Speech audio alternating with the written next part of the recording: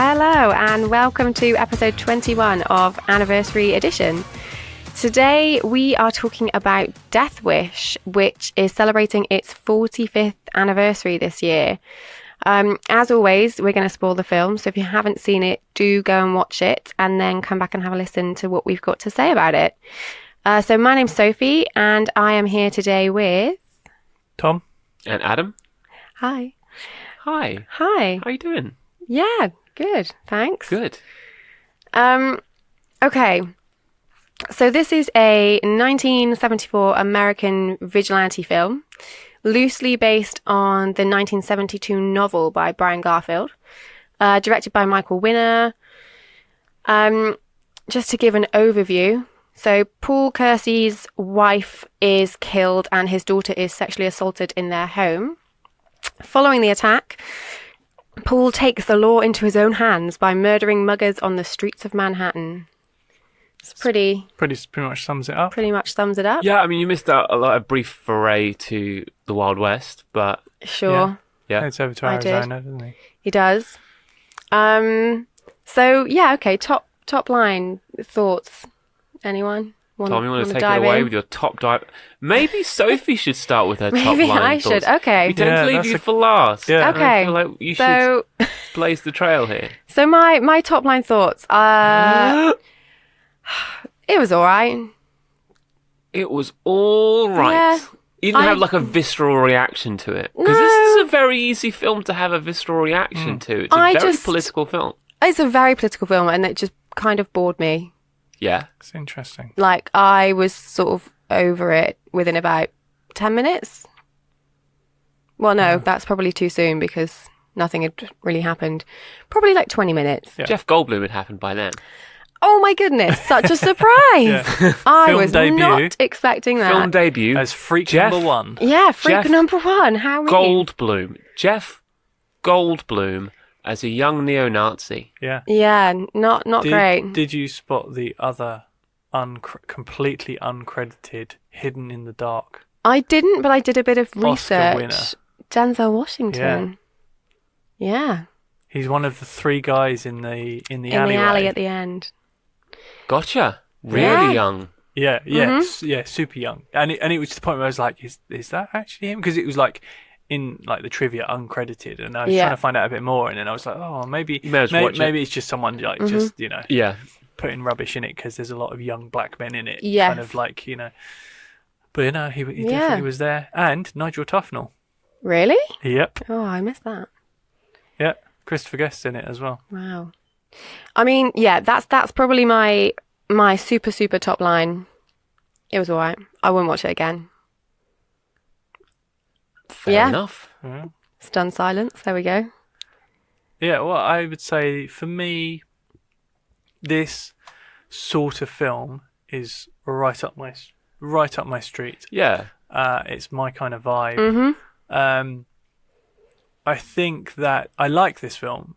I like it a lot, but Okay. I don't think it's the best example of this kind of genre. Yeah. Like if I was going to watch this sort of gritty 70s style movie, I would watch Dirty Harry. Dirty Harry. Yeah. Or I would watch French Connection 1 or 2. Okay. Um, You wouldn't pick this. no, although I think, I really do like it. It's serviceable in a lot of yeah, ways. Yeah. I know, and I think, interestingly though, I think that as a main character, Paul Kersey probably has the greatest depth of any of Popeye Doyle or Harry really? Callahan. Like, there is so much more they could explore with him. Yeah. Yeah. There's so much more potential there that this was ripe for a remake. It's just unfortunate, I think, because they've just remade it with Bruce Willis, Yes. which I think was the wrong way to go with it. Way wrong. Because I guess they were trying to find the Charles Bronson of now, Yeah. which would be Bruce Willis. But the trouble is Should've that done Charles Clint Eastwood Bronson, 10 years ago. Well, Clint Eastwood was one of the choices at the time, but he yeah. didn't want to do it because of Dirty Harry. Yeah. Well, that makes sense. Yeah. Exactly, yeah. And he effectively made a very similar movie to this fairly recently with Gran Torino. There's an element of vigilantism. Yeah. Oh yeah. I think Charles Bronson's suggestion for who should play the part, I think, would have been really the person to go for, and that's Dustin Hoffman. Oh, okay. Because I think you would have seen, because the trouble with Charles Bronson was that at the time he was kind of an action hero. He'd been in Great Escape and The Mechanic, and because that's what you're expecting. He's kind of jacked. Like you see him with his shirt off, and he's bulging muscles. Yeah, and it's kind of like, well, it's a very easy leap to make. Whereas I think there would have been the impact that it's supposed to have of him going from being a very liberal, like anti-violence, anti-gun, like, wanting to help people to actually stand-up citizen, going, to the point where he would kill people. Yeah. Like, you need a big change in someone like that. And I think that, I think Charles Bronson I thought he's good in the film and he's iconic in that role. Yeah. But I think, like, Dustin Hoffman doing it would have been really It's really interesting. It would raise some eyebrows. I think I would have enjoyed that film more with Dustin Hoffman in it. I think Hoffman would have gone more into making it a character piece. Yeah, and as opposed to an action movie. I think for me, that's what I was like. I just couldn't place it. I think because I'm not familiar with that genre, really. Yeah. And so Top Line, I just I couldn't really place where it fit. Like, there wasn't enough of a character hook or development to kind of really get me invested in the film. And then it was kind of like an action film, but kind of there wasn't enough action to be an action film. And it just didn't sit quite right in my expectation of what it was going to be. Adam, how about you? Kind of Top Line initial thoughts? Top Line reaction. I think it does exactly what it sets out to do in an extremely effective way. If you can remove yourself from the extremely politicized nature of Death Wish, you're going to end up with a very serviceable action movie reminiscent of things like The Punisher. If you're watching The Punisher on Netflix right now, Death Wish is that in the 70s. Yeah, absolutely. Yeah, and when did The Punisher come into Marvel? That'd be a great question. It wouldn't surprise me one bit if Death Wish informed The Punisher. I kind of feel like it probably would have done. I don't know my. You keep Marvel talking, history. and I will. Have a little look. Fail my fingerprint reader. Oh, is that really you? This hand transplant. I think. So to kind of put it into context, this was made as a B movie. It was like $3 million. Okay. Yeah. It's made by Michael Winner, who was, he made those kind of sleazy, sexy movies in the 60s, which weren't really kind of sexy. They were just a bit weird and creepy, perhaps. Yep. So, like, he was going more into violence and. 1974, the first appearance of the Punisher. No there you way. go. Very interesting. It was produced by Dino De Laurentiis, who did Conan. He did Flash Gordon. Oh, okay. He did the Halloween sequels. He did Death Wish. He did Serpico. He did Army of Darkness. So these are movies by numbers. Yeah. It was get the bottom line all the way down, like a couple of $1 million to make. Like this made for estimated $3 million and took 22. Great profit. Wow. That's a huge profit margin. Even though it's not a massive return.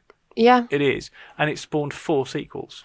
Yeah, that's what But Dino De Laurentiis sold the rights to Canon, who were a B-movie film company that were up and coming at the time, and they went on and surged ahead. And I think Canon films have a very interesting story. Yeah, it's crazy, but they did loads of Chuck Norris movies. Right. Okay. So it was really their thing, and I think it might be Death Wish 3 that's supposed to be the most ridiculous installment of this. Right. Yeah. So the first Death Wish is the only Death Wish that really takes itself seriously as a film. Okay. The others are... The Canon movies were... Right. Wow. Yeah. In a way, it's almost kind of like if you ever watch First Blood, which was the first time that John Rambo appears on screen. Yeah. That's like a serious...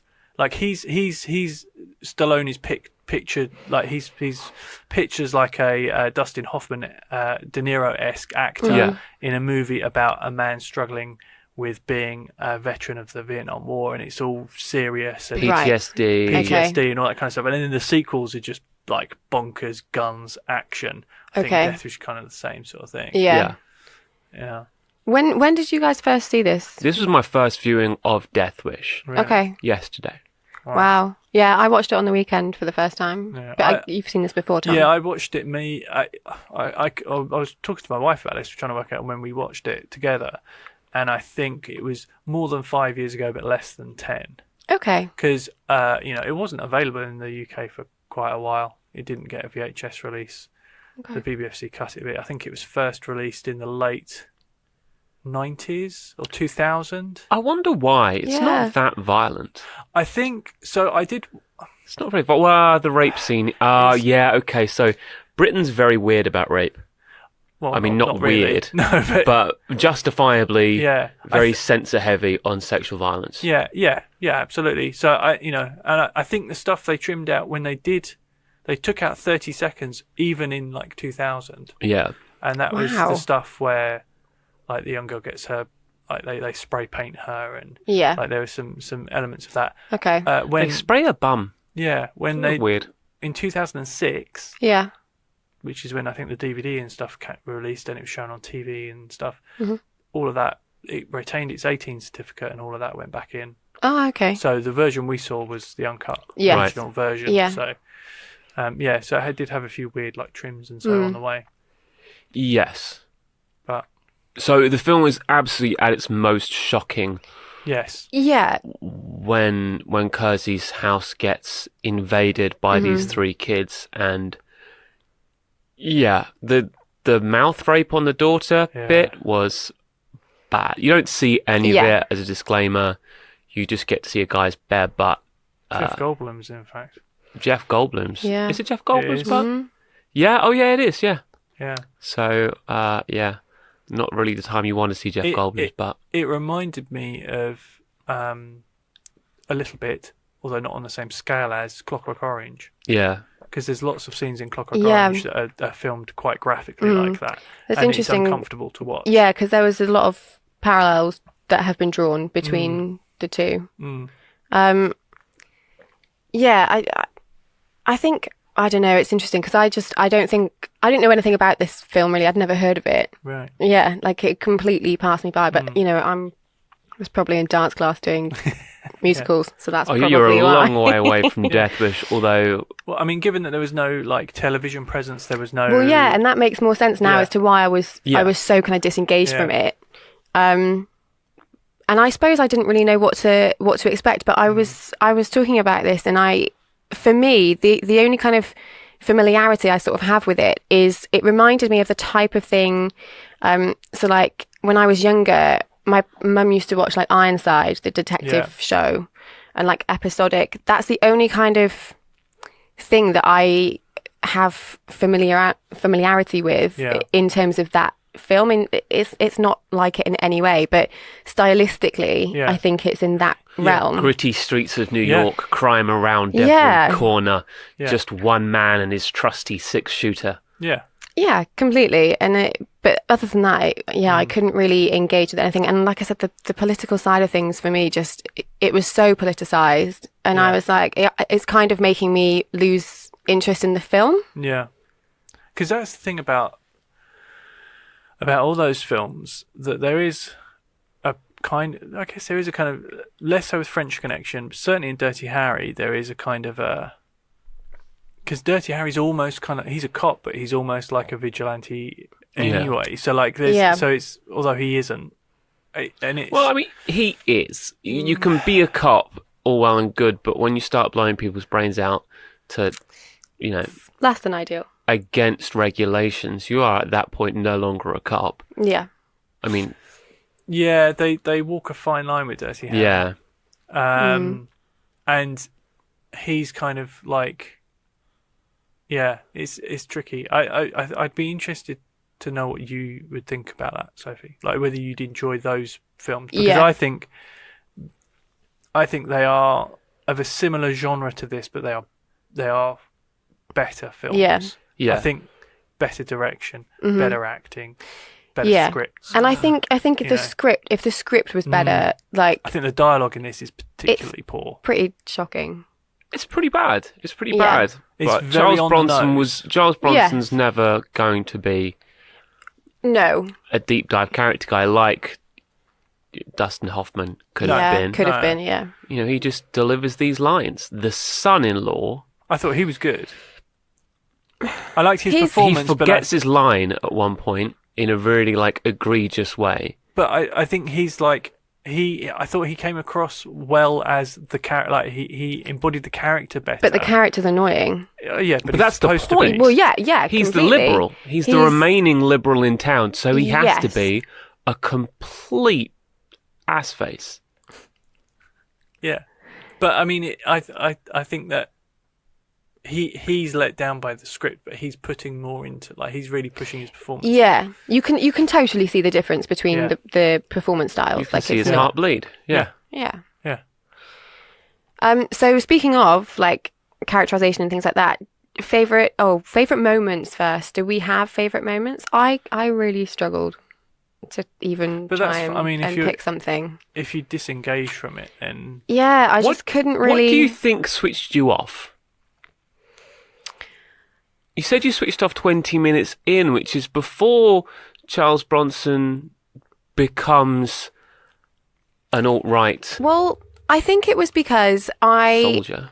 I didn't like the energy of the the three freaks running around the supermarket. It's I fake. found It's it so like forced. it's so forced. It's But that's, really that's unnatural. the boogeyman that the political system wants you to believe in. Yeah, but I didn't believe it. Yeah. And I think that's probably why I became disengaged, because I was like, well, that's just utterly ridiculous. They wouldn't jump around. I mean, I don't know. Maybe they would, but they've got this like the energy of like a puppy dog, I was like confused bouncing about around. why they would burgle someone they knew for a fact was going to be home. they're not going to burgle; they're going to attack her. Yeah, well, But also, they like, wanted why? money. Because they want money. Like, Every single I person in couldn't- this film wants money. I just couldn't buy in. There's all. I always thought there was an element of like sexual predatory thing. They look at her and they think they'll go for the mum and the daughter, and there's always going See, to be I that. completely missed that. Well, they I didn't always know felt the that was daughter was coming. going to be home because it's just the mum who goes shopping. No, it's not. They're together. They're together the whole They're time. in, yeah, they are both in Okay. the supermarket. But that's yeah. what I mean. Like, it was so, for me, I didn't even They're just pick up on wolves, it. I aren't was they? just like, oh, what are Yeah. they going to do? They're just wolves, but that's Yeah. kind of all they have to be, and that's all anyone is yeah, in this film. Every villain just runs up excited, exactly. literally sprints up They to Charles Bronson yeah. and goes, "Hey, give me your wallet." And they're always dressed quite nicely. Not nicely, but like they have, if they're That's because they're needing rolling in to- money from the people they mug. Yeah, from the I people they mean, mug, Charles sure. Bronson gets mugged in this film like my gosh, 4 how times many in times? one night. Yeah, and How did he live this long? But I think that's probably why I became like so disengaged with it so early on, because I couldn't understand kind of the attack. I was just like, I don't get it. Like, why are they running around the supermarket literally excited like toddlers? And Michael then, Winner would say, "Why do you need motivation? well, I mean, This is an action movie." yeah, but Die Hard, for example, Yeah. it's an action movie. You buy into the character I do, yeah. straight away. So that we've got another movie that we're going to be doing later in the run of, Yeah. of films, which I'm now fascinated to see how Sophie's going to react to it, because it's a similar style movie, but it's a bit more like out there. Okay. Yeah. But there's a few movies of this genre, because when we did I think the closest movie we've done to this is probably Enter the Dragon, in terms of its aesthetic. Although Yeah. you've got like the martial arts side of things to this, which I really liked. which you really liked. Yeah. So I kind of expected you to quite enjoy this. Like I Yeah. thought you'd quite get into it. No, I think because of that at the very beginning, I was just kind of disengaged, and then I couldn't even buy into like the vigilante aspect of it, because I was Yeah. just like, but it's so political, and I Yeah. don't want to watch a film about politics. Right. If I want to watch an action film, I want to watch a film about action. Right. Interesting. But this film will have informed and changed the minds of a lot of people. Yeah, and I find And- that's where its merit is, I Yes. think. Well, merit is a Well, I mean, terrible merit's a political term itself. use of the word, but that's where the interesting It has a lot of power sort of talking behind it. points are about it, I think. This Yeah. may as well have said, the NRA presents Charles Bronson in Death Wish. And that's the intention of the book. Is that the intention of the book is to show that violence isn't the answer and that vigilantism is a bad thing. Yeah. And this doesn't really do that. It No. doesn't quite manage it, and it kind of No. like, I think that's where they think it's heading, but it just doesn't kind of doesn't pan go out there. that way. And it's, No. I think a lot of the rebuttal towards Dirty Harry was kind of saying that it kind of glorified the violence and essentially a very tough line with criminals. But I think the reason they did it this way, I mean, the crime rates in New York particularly were soaring through the 70s Yeah. and continue to do so through the 80s and up into the 90s. But there was, I think the message that people wanted was that people were going to stop this crime. Yes. And it kind of had the wrong effect, and it kind of made me wonder at what point was the choice made. Do we teach people the lesson that this is a bad idea, or do we give them their fantasy of what they want to happen? Yeah. It's the First Amendment fantasy, isn't it? And then it's like, where are the dollar signs going to go on that Yeah. scale? Well, yeah. And clearly they're going to go, Oh, they're very Absolutely. much gonna you know, swing to the right. yeah. Yeah. But it's the whole First Amendment fantasy that a lot of people in the States still have to this day, Yeah. that if you have a problem and you have a gun, you can solve that problem and Yeah. you'll get away with it too, because the police aren't going to get you, because you're just exercising your rights. Yeah. And you're doing their job for them, so Well, they're yeah. going to want you to do it. Kind of, Yeah. You know, Yeah. that's It's that big government always getting in your way, though, isn't it? Yeah. Yeah. But they'll get out of the way because you're doing their job. Yeah. You know, you're paying their taxes, but I like the cop, the detective, who just chiseled away at the case all the Yeah. way through. he really ground it out, didn't he? He does, and even when it's like he has the blood swab that matches, Yeah. and he can pretty much put Paul Kersey at the scene of Yeah. a crime, he's still not No, ready he to still commit won't to do the it. fact.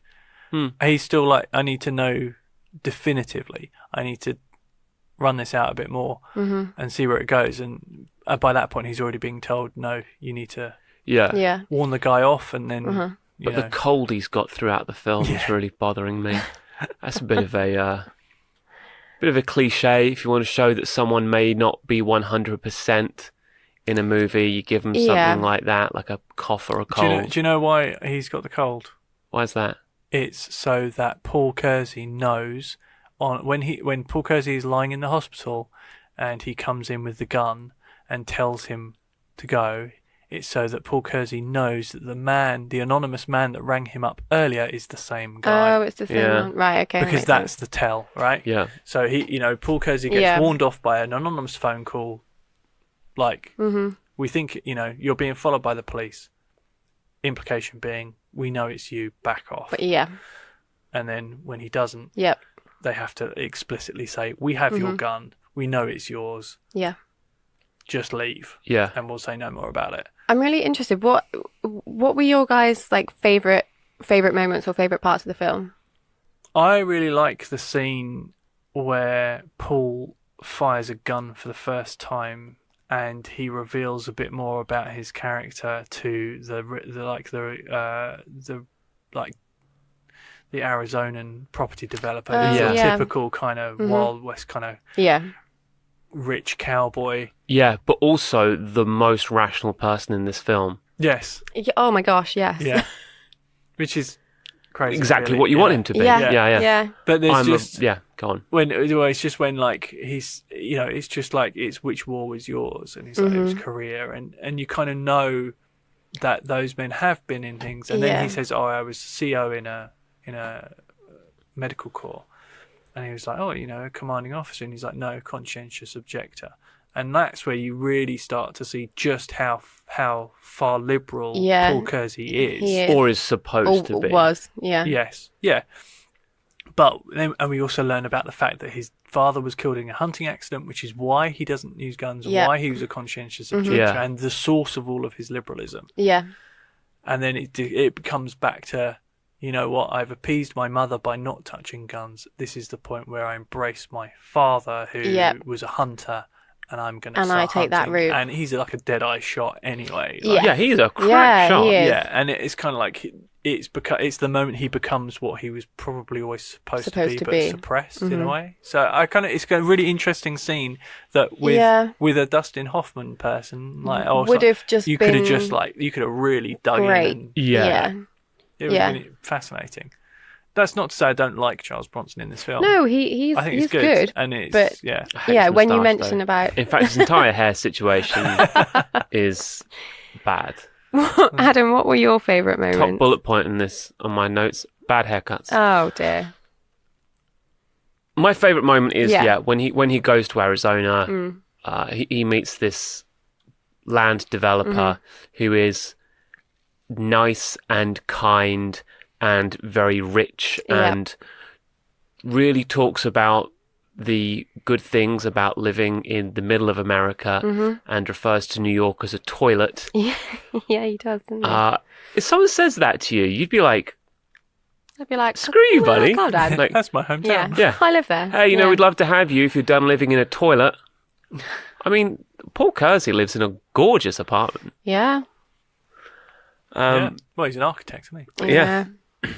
And he goes there and you watch him slowly become Yeah. the person that, like Tom says, that he was possibly always supposed to be because Yeah. it's not natural to be a liberal. I think it's the most engaging, like, section of the film, for me as well. watching it. The reason we're all liking it is because it's the only point of character development in the film. Yeah, and I think that's what I think that's probably the biggest thing that's lacking, Yeah. like, for me. But so interestingly, I was curious about the pacing of the film because this is a 90-minute movie, right? Yeah. So I was thinking it's got to be 3-act structure, and it's going to be like it's going to follow the things. Yeah. He fires the gun in that scene 31 minutes into the film, so Really? perfectly on like the Wow, third one. yeah. And he kills his first mugger at 45 minutes in, so bang on the So, halfway yeah. mark. So it really follows the arc of like the 3-act structure and stuff. So it's pretty like by the numbers in terms of the filmmaking, Yeah. which I think is what kind of undermines it slightly. Yeah. How about favourite characters? I like the cop, Yeah. even with his cold. I like Paul Kersey. I think he's a fascinating character. I just Yeah. want more. I was wanna gonna say I know- want more wanna of I it. think he goes mad in this film. Yeah, Yeah, he does. Like fully yeah, off the reservation. yeah. But he's not like he does because he's traumatized.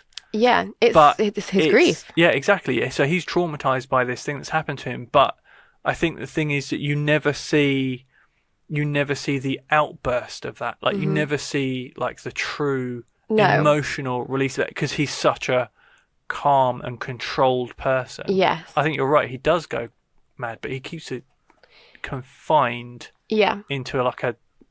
It's like a it's structure. It's got a yeah. structure within Yeah. himself that he won't break out of. He doesn't really show it No, that's Yeah. what I mean. apart from The fact he kills people. yeah, and he paints the walls yellow and he acts really happy when he's yeah. killing people. Yeah. And the only time you really see that he's mad is right at the end in Chicago O'Hare Oh, when he points yes. his finger at He some points. kids. That's that is. I It's think such a weird thing. I remember when I watched this for the first time, I burst out laughing at that shot because I have a feeling it's supposed to be a freeze frame, Oh, and it doesn't. just not. And Yeah. it just Yeah, and it he hangs and for he's just a tiny bit too long, doesn't it? it's And too I'm long like, to be just a oh. shot, but it's not long enough to be a freeze frame, and it's not static enough because it's not a 'Cause it's held not frame. held, Yeah. He's just holding the pose. It's like Acorn Antiques, like, and it's just like, his fingers just slightly trembling, Yeah. but enough that you notice Yeah. it, and it's just like, yeah, that bit for me was just like, no. Adam, how about you? Favorite character? I have down that Kersey's my favorite character. I think he's oddly likable in this Yeah. role. Yeah. Despite everything you might know about Charles Bronson, Paul Kersey is a perfectly likable guy. Yes, the dialogue is Yes. extremely stilted, Yeah. but he's a nice guy. when Yeah. he's in his liberal mode, Mm. Hackspit, he's a really good guy. He's friendly to everyone. He's friendly to his family. He's nice Nice to guy his to work son-in-law, with. who calls him dad. And if I had a I call him son-in-law, dad Oh, way yeah. too much. if I had a Too son-in-law who much. called me dad, I'd be like, you need to cut that shit out. Yeah, I would have found it more believable if it was his son and then the girl was the daughter-in-law. Yeah. Yeah. Yeah. You know, yeah, because he calls him dad way too much. It's too Hey, much. Dad. How's it going, Dad? Yeah. Hey, Dad. I'm gonna leave. Bye, Dad. What do you Yeah. mean, Dad? So he calls him Dad like twice every sentence. Every line he has in this film, he calls him Dad like 1.5 times. Pretty bad. It's tragic. I want to talk Yeah. about Paul Kersey's family. Okay. His wife, Mm-hmm. who somehow managed to have a worse haircut than Charles Bronson. She dies very easily. Well, yeah. People don't die that easy. I mean, She gets kicked in the head. She gets kicked in the head. It wasn't Like- like a running kick. It was a stood still kick. People can. it people can depends die on from where you. less. Yeah, where you People kick. can die. Well, I think the thing, Yeah. it's not as. maybe. I think now it's not as aggressive of an attack on her that you think, oh, they'll end up dead, because I think of what we see now in maybe. films. Maybe that's why Yeah. we look at it But and think, also- 1970s medicine. yeah. Okay, mate. So, but you it's just- know, the it's thing like- is, generally speaking, it's harder to kill people than Hollywood thinks. Yes. People Sure. can survive some pretty horrific stuff I'd as long as their internal organs aren't destroyed. I'd also argue, though, that her death comes as a real shock because you don't expect Yeah. her It's to not die from that, telegraphed and she- at all. No. So I So when knew that he- she died. I think Right. when I watched this, I think I'd read that. But Right. that scene in the hospital, I was like, oh, she can't have died from that. It must be something Something else. else. So it must she be just that gets like kicked in the head. that they leave together and then they get mugged and Yeah. then she gets shot or something. She's That's barely bleeding what I had in my this head. scene. She gets beaten around. She's got some magenta food colouring on her, which was by far not the right shade to take for that gore. And then, she gets kicked in the head and then she's dead. That is I mean, but really unlucky on Jeff Goldblum's part, to be honest. Well, I mean, yeah, but he kicks a woman in the head, and yeah, that's it can. I It can think happen. 9 times out of 10, you're definitely not killing someone by kicking them in the head. Right. That's what I'm saying. Otherwise, So if I came and kicked- football would have a really So I high kick him mortality 9 rate. times in the head, and then just Well, sure. But, things like football or rugby would have a really high mortality rate if that were the case, because people get kicked in the head all the time. I mean, All the I time. can't And remember these are that scene sportsmen enough. If she's who are more paid than once. to have the hardest kicks in the world. And they get kicked in the head all the time. Once a week in the Premiership, someone gets kicked in the head. No one ever dies. And these are proper kicks. I think his wife dies. If someone dies from being kicked in the head once by, let's be honest, a very skinny teenager, then that's bad luck. And his daughter-in-law going mad, catatonic, getting institutionalized. But she's the one that allows the attack to happen as well. Yes, yeah, you yeah, know, she like lets it in. if So something there's has a happened on lot the of- street, it's there's slightly a lot of different. shame in that. Yeah, and I So think and there's guilt. she's going and to worry guilt. that she's responsible Well, for her mother's death For her mother's in death, yeah. some way. Yeah, so I think there's so much going on. But like I said, it's all of it for me. Like I couldn't even really pick a favorite character. I want to see so much more of Paul Kersey in this. I want to see him. But do you want to watch the Death Wish sequels? No. I do.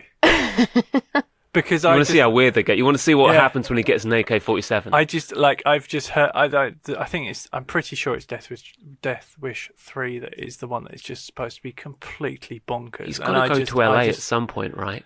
I don't know. Liberal I heartland. mean, To me, though, like let's face it, Charles Bronson stars in all 4 sequels, really? and Yeah. the last one was He's made in cheap. 1994. Oh my gosh, I thought for sure he wouldn't be in it. Oh no, Imagine 20 years wow. older Charles Bronson. yeah.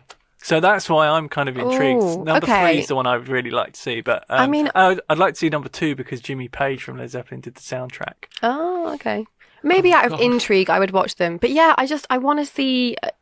There's so many parts of this story that are left out that Yeah. you just don't see, and I think that for me would be a more interesting film. It's funny. I think it needs to go one way or the other. It needs Yeah, to, it needs to go to pick and just be that. serious drama, Yep. balls out action movie. Yeah. And I think the sequels are the action movie Yeah. versions. I'm really intrigued for you to watch some more like gritty 70s crime thrillers. Well, but we've got one or two coming up. Well, I mean, I own a lot on okay. on DVD that I can lend you, but there's one definitely Okay. that doesn't quite fall into this category, but has a similar vibe. Interesting. They can be very functional and good films if they're not politicized this hard. Yeah. Yeah, completely. Yeah, and it'll be interesting to see And I don't think what it's like. Yeah, I don't think Dirty Harry is politicized this hard. Well, really, this It film is, gives but you the whole speech. It does. Yeah. Yeah. You know, the liberals trying to take my guns away from me. They don't understand. It's not guns that people. It's people that kill people. Yeah. Yeah. But it's very in your face, isn't it? The politics of it. I think the thing that Dirty Harry does though is that it's a slight kind of, there's elements of humour in Dirty Harry that always come from Harry, like, and it's kind of a little character trait. It's kind of slightly dark humour, whereas in this, any moment of humour is so out of place. Yeah, it And really is. There's one line that I wrote down in particular, and it's just after the funeral. Paul Kersey's going into the police station to talk to the cops about what the hell are they doing to find the people that killed his wife, and the first thing you hear is some guy who's got a faux British accent saying, "Why haven't you found my dog? He's vital to my income. He paints the most marvellous pictures with his paws." Yeah. Oh, I completely missed that. And it's like front and centre in the audio mix. And Yeah. and I just was just like, what the hell was that? Because it just Wow. is so out of place. Yeah. And it's funny, but it's just not.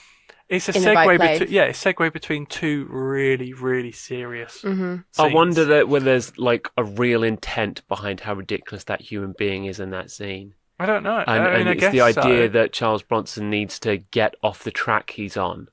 He doesn't want to be the man complaining about his dog in a police station. He wants to be out there getting Fixing the things problem. done. Yeah, maybe but it's I that. I don't know if it. I think it's just someone thought it'd be a funny thing to throw in the. To put in this. Maybe. It might even just be an ADR Maybe I'm studying line, this like, too hard. It's just, we just had a funeral scene. He's just going to go and Let's just brighten it up a bit. Yeah, let's chuck a joke in. It'll be fine. Michael But it's Winner so like being hacked. ham-fistedly done. So that is kind of peculiar about the film. Is there anything else, Tom, that you were like, oh, that doesn't work, or that's a bit weird? No, for me it was mostly the dialogue. Yeah. And, like it was wooden, and not. Mm-hmm. And I know Some of the don't- dialogue is it's really on the nose, and I'm not just even like, written. Yeah, I'm just like,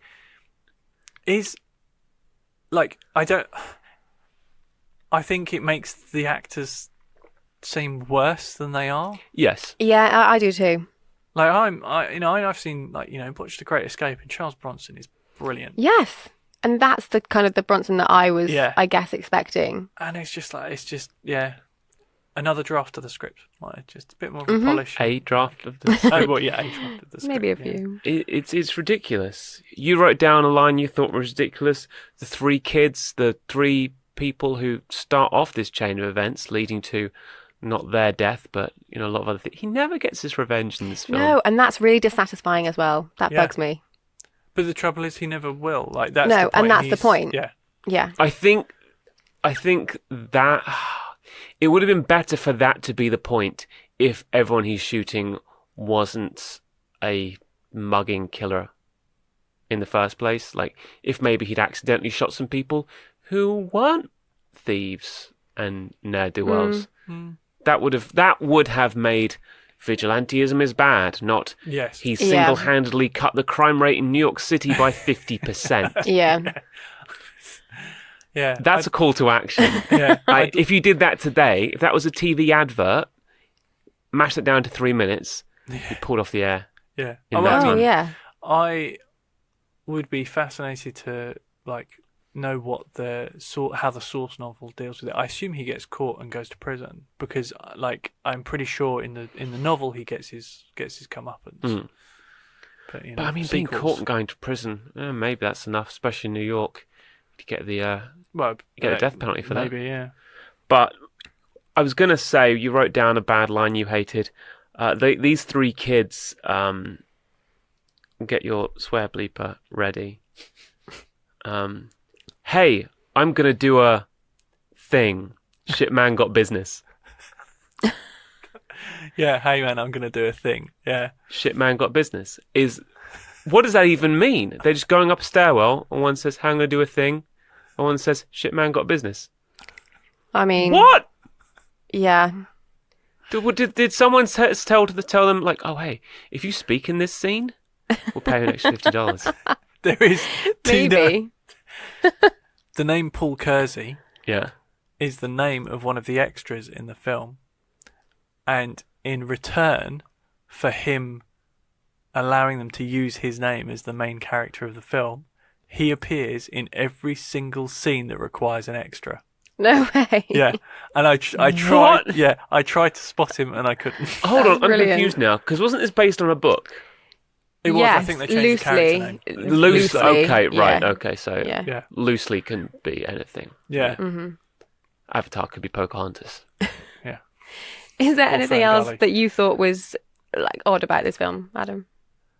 The politics of it is odd, Yeah. but maybe just because I'm not an American, I can't Yeah. gel with it. No. I think it was very much of that time. Yeah, there was it's definitely huge of its amount of time. crime appearing Yeah. out of nowhere, and there was this sudden, almost lurch to the right in terms of almost specifically safety, like Yeah. needing to feel that Ronald Reagan. the police were doing their job. That like it was like Yeah.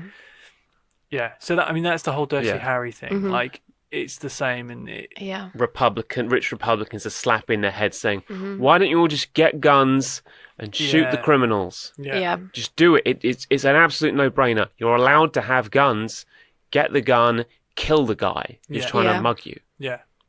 Yeah. And everyone else says, "Well, it's probably not worth killing a human being over my wallet." Yeah. But they'd say, "Yes, it is." And this is why the rest of the world don't really understand Death Wish. Yeah, pretty much. Yeah. I think for me, I think I was expecting kind of a masterpiece as well. Okay. But really? Yeah. Charles Bronson? Okay. I mean, I thought there was something that was going to be amazing about this film. Like either it was really beautifully shot, or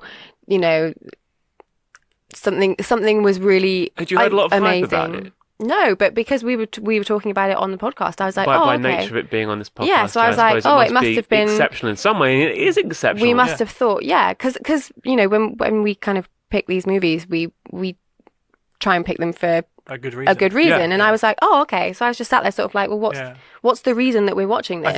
I mean, it's a cult classic for a Yeah. start, and I think it's funny. We often pick a movie because it transcends what it is for a reason, right? Yes. This actually does do that. It's just going from B to A, Okay. as opposed to going from A above. Above. Right? Well, it 'Cause it it's a B enters movie. into legend. It is a B movie, but also in 1974, Hollywood made a quasi-fascist film, and it became a hit. Yeah, Yeah. Yeah. I mean, and also we've talked a lot about so many different things. So there is a lot to talk about Exactly, with yeah. this movie.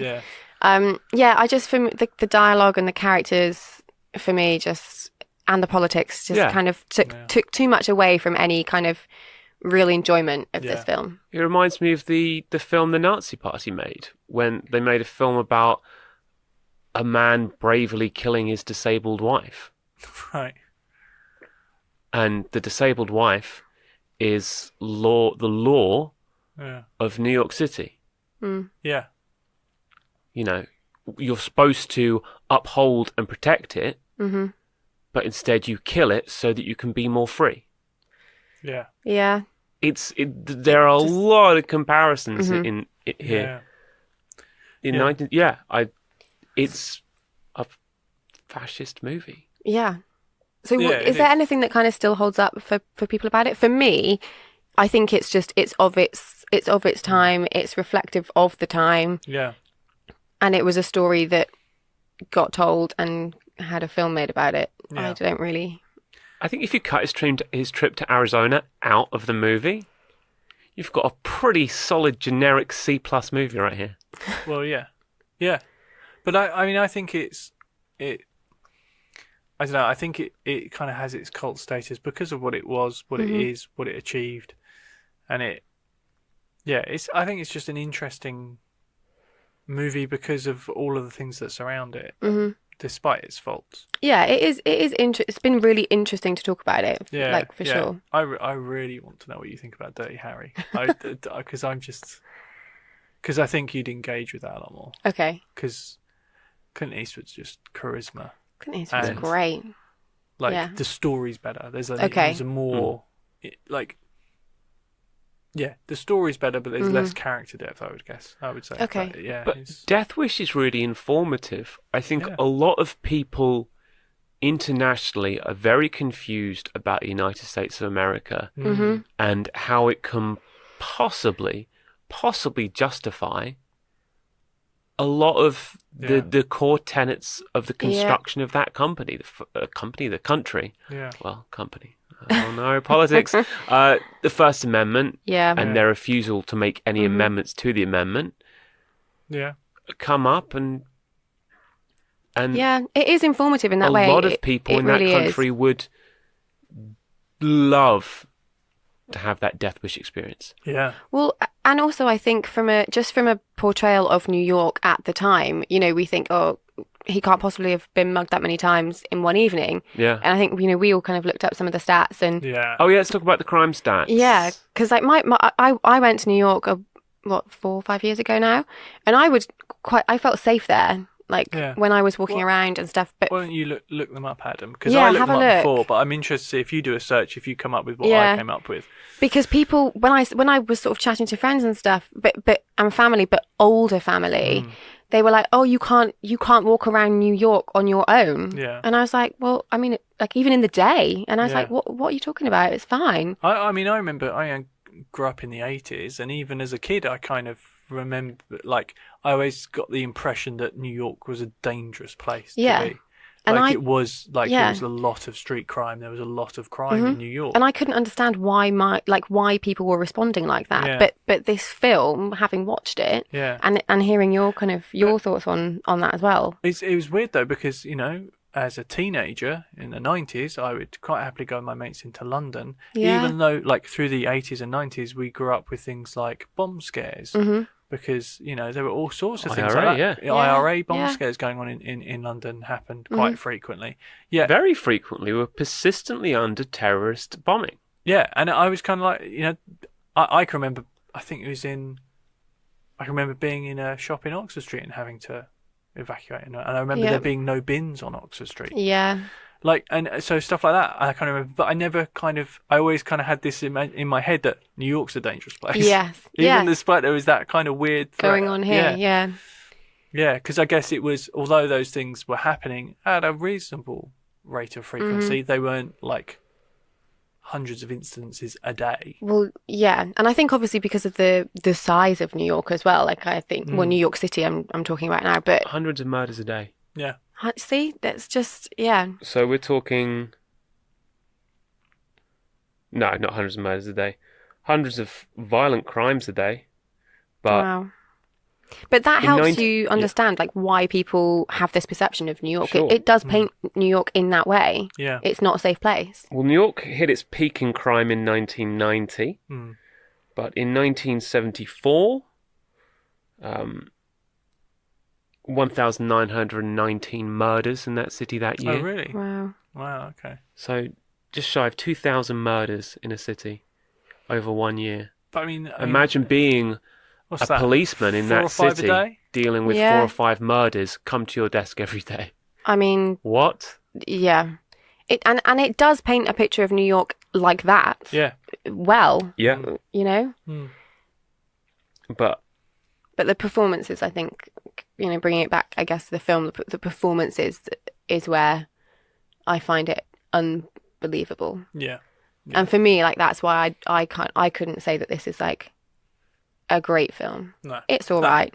86,000 muggings a year. Wow. Oh my goodness. That's insane. That's frightening, yeah. You can see why this hit a nerve.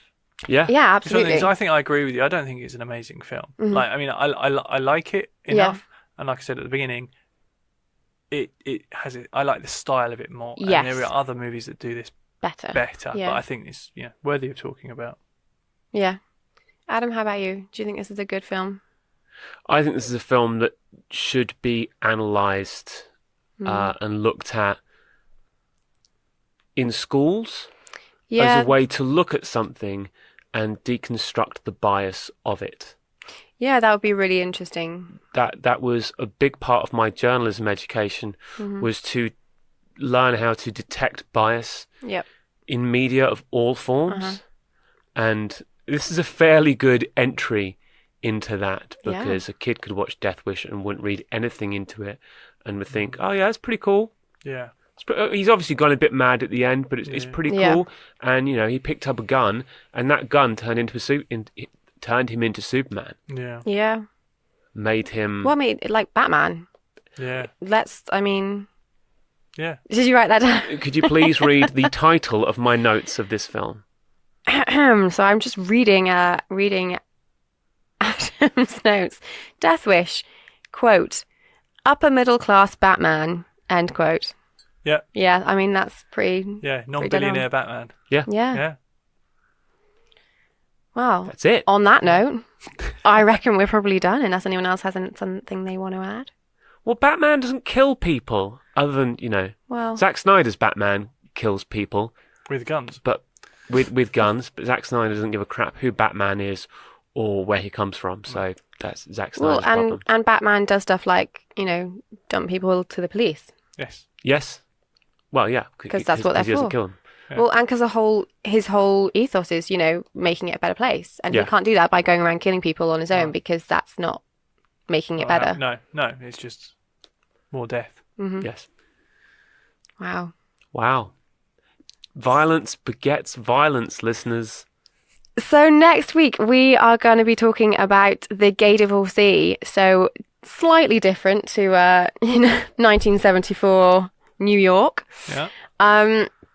So if you haven't watched it, go away and watch it, ready for next week's episode. Yeah. Why should people watch it ahead of next week's episode? What is it about The Gay Divorcee that makes it worth It's got Fred Astaire in it. viewing?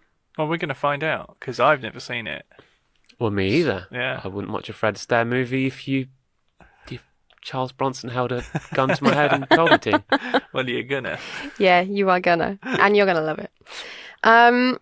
So that's it from us for today. Thank you very much for listening, and tune in next week. Thank you very much for hosting, Sophie. Yeah. Oh, you're totally welcome. Bye, everyone. Bye. Bye. This podcast was recorded in the Upbeat Studio in Soho. For studio inquiries, drop us an email on studio@upbeatproductions.com. You can also find us on Twitter. Head to @UpbeatProd to see what we're up to, and @Upbeat_ENTS for our film coverage and entertainment news.